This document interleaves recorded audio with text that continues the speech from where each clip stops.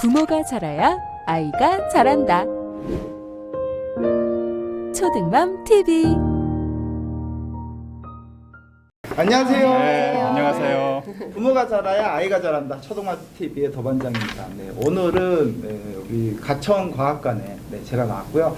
가천과학관에서 미모와 이제 외모를 담당하시고 계신 네 분의 선생님 모시고 아주 시원한 사이다 이번에 나온 책인데 여러분 이미 읽으셨을 것 같아요. 제가 그래서 모처럼 시간을 좀 허락받아서 나왔습니다. 저희 그 초등학교 TV에서는 자기 소개를 이제 셀프로 해야 되는데 각자 이제 앞에 이제 책의 주인공이시잖아요. 자기 소개 한번 이렇게 돌아가면서 부탁드리겠습니다. 네, 안녕하세요. 저는 국립과천과학관의 정원영 박사입니다. 저는 사이다의 1번 인어공주 편을 썼고요. 지금 과학관에서는 과학 교육과 관련한 부분을 총괄을 하고 있습니다. 안녕하세요. 저는 사이다 인공지능 편을 맡은 정은경입니다. 저는 과학 커뮤니케이터로 지금 활동을 하고 있습니다. 예, 안녕하세요. 저는 박대영이라고 하고요. 태양계 관련된 내용을 어린 왕자 이야기를 엮어서 그렇게 책을 썼고요. 지금 과천과학관에서 천문시설을 담당해서 이렇게 운영하고 있습니다. 네, 안녕하세요. 저는 과천과학관의 김선자 연구사라고 합니다. 지금 코로나19를 겪고 있는 이 시점에서 바이러스가 빠지면 안 되겠죠. 그래서 바이러스를 주제로 쓴 소개를 했고요. 과학관에서는 생명과학 관련된 전시를 담당하고 있고 지금은 내년에 개최 예정인 2022 바이러스 기획전 그 전시를 지금 준비하고 있습니다. 누구나 느끼는 과천과학관은 훌륭한 곳이지만 그래도 우리 또 여기 계신 선생님들께서 과천과학관 이래서 좋습니다 라고 누가 대표로 한번 소개해 주시겠습니까? 과천과학관 뭐 말 안 해도 좋은 거 다 아는데 그래도 불구하고 이거 하나는 최고다. 뭐가 있을까요? 저희와 같은 훌륭한 분들이 그럼요. 그게 우선 사실 과천과학관이 2008년에 처음 만들어져서요. 현재까지 우리나라 최대 규모의 과학관의 위상을 유지를 하고 있습니다. 그래서 이제 저희 과학관의 특징은 이제 종합과학관이어서 우리가 과학이라고 하면 여러 분야가 있지만 우리 과학관에는 뭐 생명과학을 포함해서 뭐 천문학, 물리학, 화학, 뭐 지구과학, 그다음 최신의 이제 공학 이런 여러 분야를 종합적으로 다 다양하게 한 군데서 만나볼 수 있다는 게 이제 장점인 것 같아요. 진짜 최고 장점 같아요. 저는 이제 지금 원래 평생 포항에 거주하고 있는데 포항과학관을 정말 뻔질나게 들려드리거든요. 근데 여기 오니까 하루 만에 투어가 안 돼요. 네, 맞아요. 천문관은 제가 아직 못 가봤어. 천문관은 저녁에 가야 되나요? 낮에 가야 되나요? 저녁 프로그램도 있지만 낮에도 하는 프로그램이 있으니까 어느 때 오셔도 상관없습니다. 예. 여러분 이제 천문관도 여러분 꼭 이제 저녁 때도 되고 낮에도 되고 어느 때도 되는 정말 훌륭한 곳이 이곳이 아닐까 싶고요. 자, 그런데 오늘은 사실 과학관을 홍보하기 위해서는 아니고 우리 과학관에 계시니까 이야기를 들어봤는데 보이시죠? 사이다. 우리 사이다를 마시면 시원하잖아요. 오늘 과학에 대해서 시원하게 이제 해결을 해주시기 위해서 제가 모셨는데요. 각각의 책이 있습니다. 이제 우리가 바다 탐험, 인공지능, 태양계, 코로나 이 시국에 어떻게 보면 저 책이 최고가 아닐까 싶기도 한데 손하실 수는 있지만 바이러스. 자, 이 책이 한 두 가지 컨셉을 동시에 가지고 나왔다고 들었거든요. 요 부분은 우리 선생님께서 좀 얘기해 주실 수 있을까요?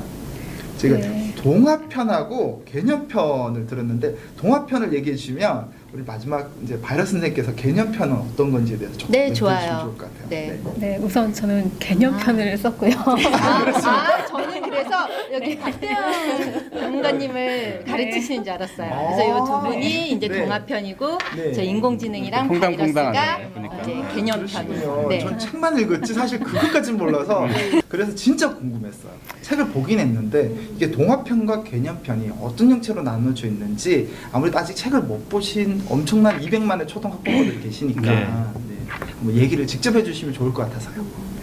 우선 그 동화와 관련된 형태로 그렇게 제가 책을 썼으니까 말씀을 좀 드리면 아무래도 동화라고 하는 게 어린아이들한테 특별히 좀 관심이 있는 그런 영역이기도 하고 또 어른들도 사실 동화를 무시 못하는 좋아하죠. 그런 장르다 보니까 동화와 연결시켜서 동화에 나오는 캐릭터라던가 동화에 나오는 어떤 스토리 배경이라던가 이런 거를 과학적 소재와 연결해서 책을 쓰면 사람들이 쉽게 과학을 좀 접하고 이해할 수 있겠다는 생각을 가졌었어요. 그래서 이제 그런 바탕에서 기획을 해서 책을 쓰기 시작한 거고요. 저는 그 어린 왕자는 동화라기보다는 사실 소설에 가까운데 네. 어른을 위한 그 소설이라고 볼 수 있는 어른을 위한 동화라고 볼 수 있는 그런 소설에 나오는 그 어린 왕자, 그다음에 소행성 이런 것들을 배경으로 해서 당연히 이제 소행성이 있는 태양계를 연상할 수 있었고 그런 형태로 썼고 정원현 박사님 같은 경우에는 일단 바닷속 해양 생물 관련된 이야기를 펼쳐 나가려고 하다 보니까 이건 그 물속 이야기인 거잖아요. 예, 그래서 뭐 인어공주라든가 이런 식의 어떤 동화를 그렇죠. 선정해서 네. 이렇게 동화 속에 나오는 내용하고 그다음에 과학적인 내용을 새로 엮은 일종의 이것도 동화책이라고 보시면 좋지 않을까 생각을 좀 합니다. 아무래도 읽는 친구들이나 반대로 또 과학에 관심 있는 부모님이 같이 읽을 때 아무래도 친근한 동화 속 캐릭터들이 나오니까 네. 부담이 없을 것 같아요.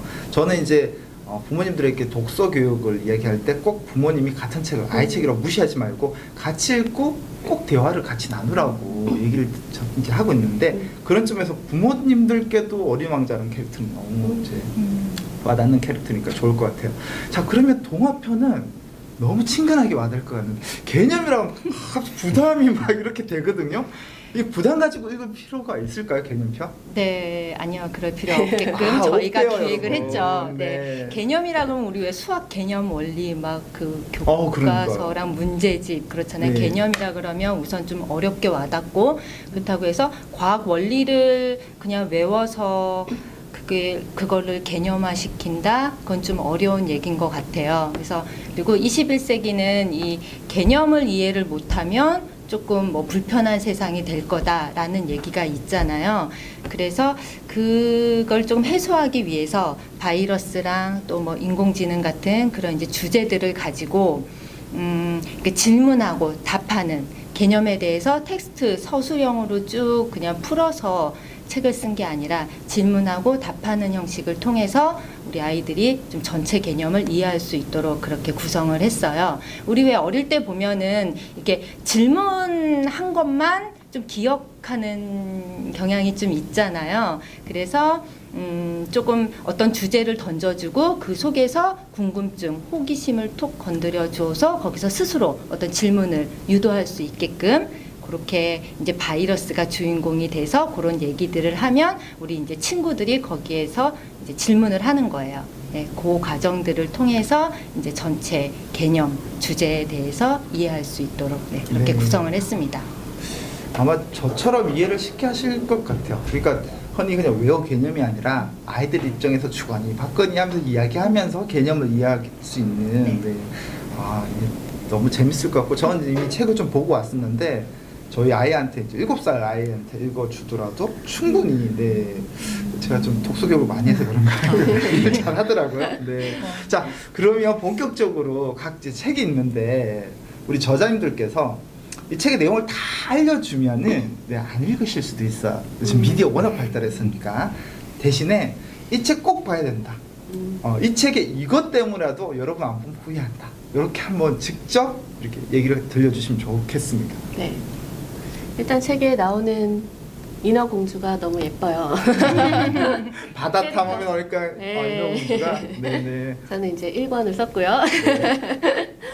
그래서 일단 책이 구성이 그냥 텍스트로만 다 구성이 된 것이 아니라 아이들이 요즘 캐릭터 굉장히 좋아하잖아요. 네. 그래서 캐릭터한테 이제 친근하게 이렇게 좀 다가갈 수 있을 것 같고 책의 장점이라고 하면 저는 이제 바다를 주제로 해서 썼는데 제가 다루고 있는 바다에 대한 내용이 사실은 되게 흔한 것 같지만 사실 제가 핵심적으로 전달하고자 하는 내용은 흔하게 접하시지는 않았을 것 같거든요. 그리고 부모님 입장에서도 이런 것까지는 몰랐다던가 그쵸. 아니면 이랬나 하고 잘못 알고 혹시나 있었던 게 있을 수도 있고 근데 그 점이 아이들한테는 되게 이제 흥미로운 과학 소재가 될 수도 있을 것 같아요. 그래서 네.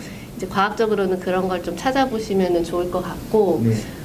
또 하나는 제가 쓰면서 좀 의도했던 게 이제 과학을 전달을 하기는 하는데 너무 막 딱딱하게 전달하거나 뭐 주입식으로 전달을 하는 게 아니라 되게 자연스럽게 이제 이야기 속에서 좀 이렇게 녹아드는 그런 거를 의도하기도 했거든요. 그래서 뭔가 읽으면서 이게 과학책이라는 느낌이라기보다는 그냥 이야기책의 느낌이 좀 강할 거예요. 그래서 이 안에 펼쳐지는 그 스토리가 어떻게 전개되는지에 네. 관심을 가지셔도 이제 흥미로울 것 같아요. 과학이 한편의 아니어도. 그 디즈니에 나오는 인어공주가 그냥 스토리적이었다면 그 스토리에 과학적 에너지와 지식을 싹 더 담았다고 볼 수 있는 아주 흥미로운 책이겠네요.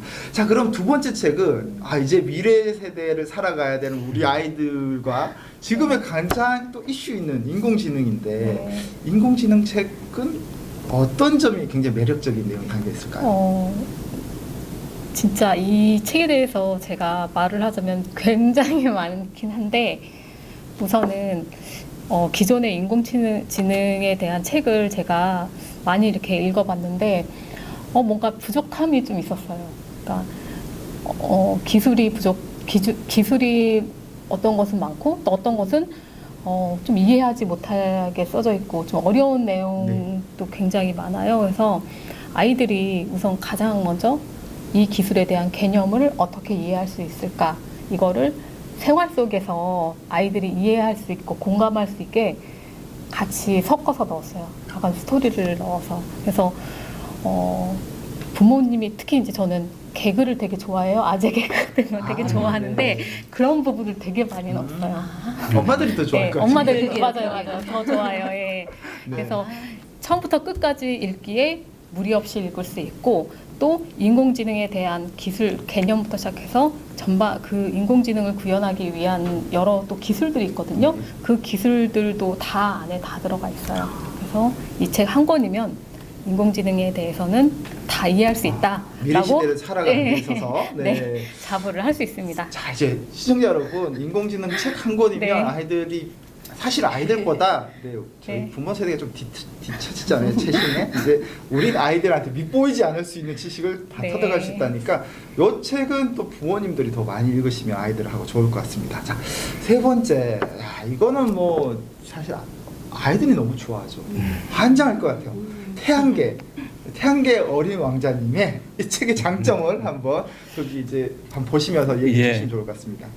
그 세 번째 어린 왕자 태양계 어린 왕자라는 책인데요. 사실 어린 왕자라고 하는 캐릭터 그 남녀노소 사실 다 좋아하는 그런 캐릭터고 그 다음에 이 어린 왕자에 보면 그 소행성 B612라고 하는 게 나오잖아요. 네. 이게 실제로는 이야기 속에 나오는 그런 이름이지만 근데 존재하는 소행성이에요. 그러니까 어린 왕자가 사는 소행성은 아니지만 이 소행성 B612라고 하는 소행성을 이름을 지어줬어요. 현대 과학자들이. 그래서 이야기 속에 존재하는 B612를 실제 소행성 대에 있는 소행성 중에 존재하는 소행성을 일단은 그렇게 그 이야기의 소재 배경으로 삼았고요.